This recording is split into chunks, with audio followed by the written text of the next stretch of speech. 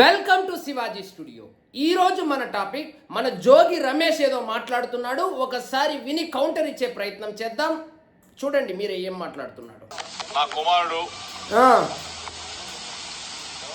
అమెరికాలో చదువుకొని వచ్చాడు. అవును, ఎంఏ చేశాడు, డెలాయిట్ లో జాబ్ చేసి వచ్చాడు. మీ కొడుకు అమెరికాలో చదువుకొని డెలాయిట్ లో జాబ్ చేసే అతన్ని ఆంధ్రాకి తీసుకొని వచ్చి డెకాయిట్ పనులు ఎందుకు చేపించినావు జోగి రమేష్? ప్రశాంతంగా అమెరికాలో ఉండేవాడిని తీసుకొని వచ్చి ఇక్కడ డెకాయిట్ పనులు చేపించావు. అమాయకంగా, చాలా అమాయకం. ఎటువంటి తప్పు చేయనటువంటి మా కుటుంబాన్ని. అవును, నువ్వు అసలు తప్పనేది. నా మీద కక్ష ఉంటే ఉండొచ్చు చంద్రబాబు నాయుడు గారికి, నా మీద కక్ష ఉంటే ఉండొచ్చు లోకేష్ కి. ఇది కాదు నీ టోను, నీ టోన్ ఏందో నేను చూపిస్తా ఉండు. ఇది కాదు నీ టోను, నీ టోన్ నేను చూపిస్తా విను. నీ యాక్చువల్ టోన్ ఇది. పిచ్చి కుక్క, పవన్ కళ్యాణ్ పిచ్చి కుక్క, ఇది నీ అసలు టోను. అప్పటి టోన్ కి ఇప్పటి టోన్ కి ఏమైనా పొంతన ఉందా? లేదే. పవన్ కళ్యాణ్ మార్చడం కాదు, నువ్వు ఇప్పుడు ప్రెస్ మీట్ పెట్టి ఇదే మాట చెప్పగలుగుతావా? అప్పట్లో అధికారము నెత్తికెక్కి కళ్ళు అరికాల్లోకి వచ్చి నోటికొచ్చినట్లు మాట్లాడావు జోగి రమేష్. నువ్వు చెప్పు. ఆస్తులు ఆల్రెడీ అటాచ్మెంట్ లో ఉన్నాయి. విన్నారు కదా, అగ్రిగోల్డ్ ఆస్తులు ఆల్రెడీ అటాచ్మెంట్ లో ఉన్నాయి. మీడియా ముందు మాట్లాడుతూ ఉన్నా. మొట్టమొదటిసారిగా ప్రభుత్వం అధికారంలోకి వచ్చిన తర్వాత మొట్టమొదటిసారిగా మీడియా ముందుకు వచ్చారు. నేను చెప్పు.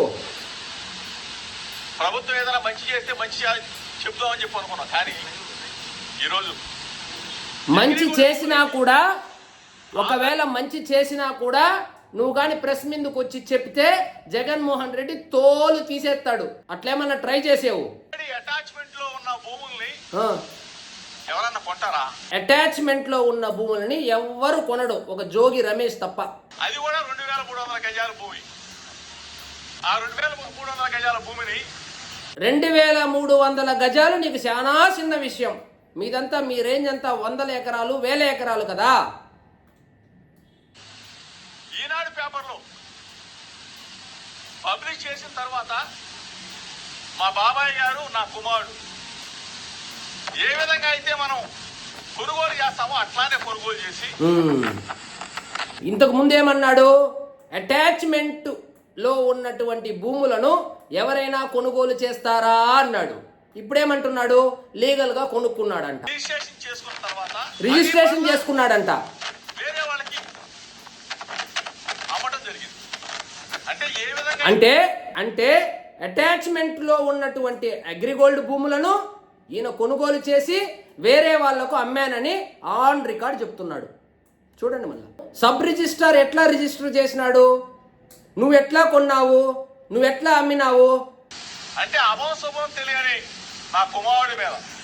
అభం శుభం తెలియదంట ఈయన కుమారుడికి. నాకు ఓపిక లేదు కానీ యూట్యూబ్లోకి వెళ్ళి కొట్టండి.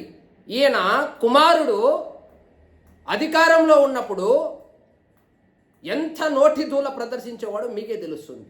డెలాయిట్ లో జాబ్ చేస్తున్నా నా కుమారుడి మీద మీరు ఈ విధంగా కక్ష తీర్చుకునే కార్యక్రమం చేయటం చాలా తప్పు. న్యాయమేనా, ధర్మమేనా అని అడుగుతా ఉన్నా. కాదు, దయచేసి ఆలోచన చేసుకోమని అడుగుతా ఉన్నా. ఏమని? ప్రభుత్వాలు వస్తా ఉంటాయి, పోతా ఉంటాయి. మీరు అధికారంలో ఉన్నారు,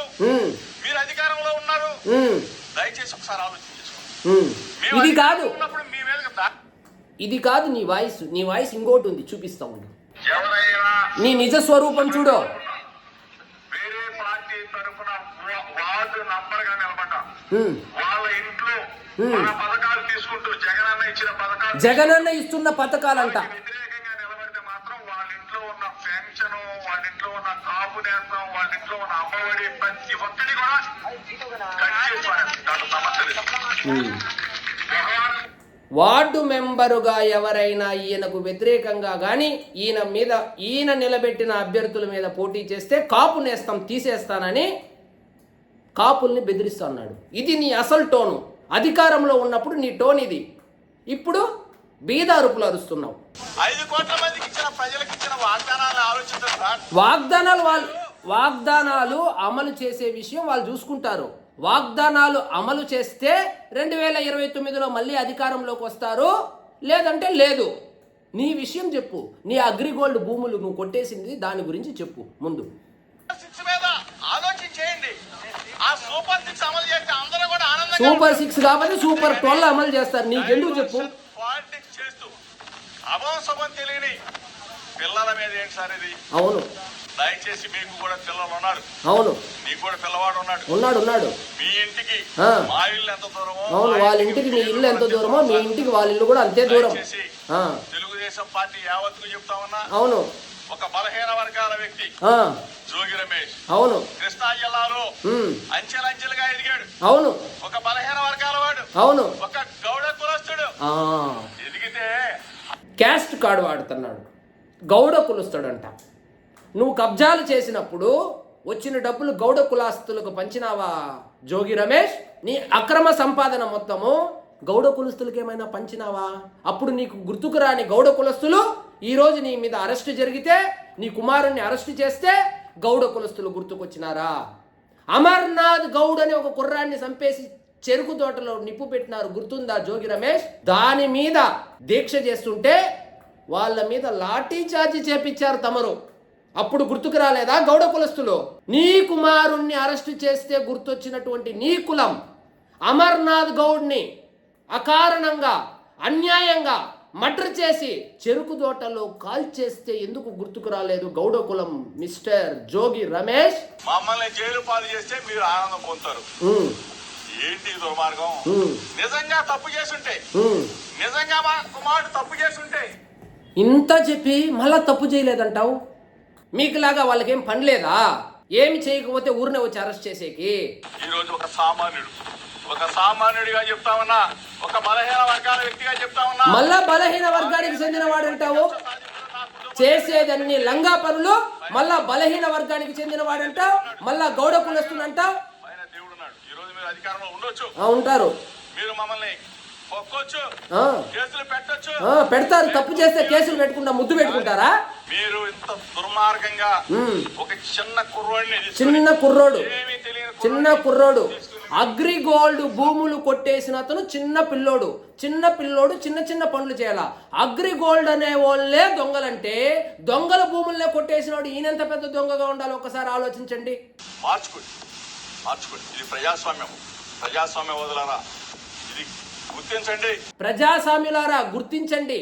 ఒక గౌడ కులస్తుని తన సోదరిని కామెంట్ చేశారని తిరగబడితే చంపి చెరుకు తోటలో కాల్ చేసినప్పుడు ఈ ప్రజాస్వామ్యవాదుల గురించి గుర్తుకురాని జోగి రమేష్కి సొంత కొడుకుని అరెస్టు చేసే లోపల కులం గుర్తు వచ్చింది, ప్రజాస్వామ్యం గుర్తుకొచ్చింది, రాజ్యాంగం కూడా గుర్తుకొచ్చింది.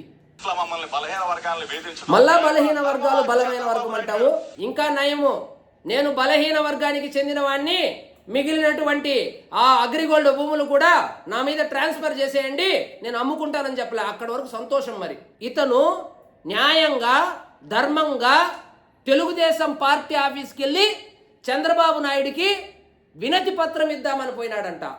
అధికార పార్టీ వీళ్ళది, ఈయన పోయి తెలుగుదేశం పార్టీ ఆఫీస్కి వెళ్ళి వినతి పత్రం ఇద్దామని వెళ్తే దానిని దాడిగా చిత్రీకరించి ఈయన మీద కక్ష సాధింపు చర్యలకు పాల్గొంటున్నారని ఆరోపిస్తున్నాడు. వినతి పత్రం సమర్పించేవాడు రాడ్లు, కత్తులు, గొడ్డళ్ళు, గుణపాలు తీసుకెళ్లి అద్దాలు పగలగొట్టి వినతి పత్రాలు ఇస్తారా? పార్టీ ఆఫీసు మీద దాడి చేసింది కాకుండా దానిని దాడిగా చిత్రీకరించి ఇప్పుడు ఈయన మీద కక్ష సాధింపు చర్యలు చేపడుతున్నాడని చెప్తున్నాడు.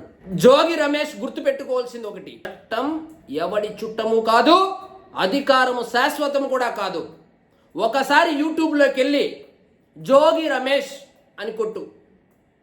నువ్వు మాట్లాడిన నోటి దూల మాటలు, నువ్వు చూపిన అహంకారము, ఒక గౌడ కులానికి చెందిన కుర్రాడు చనిపోతే డబ్బులిచ్చి సెటిల్మెంట్ చేసుకోమని ఫోర్స్ చేసింది ఎవరు?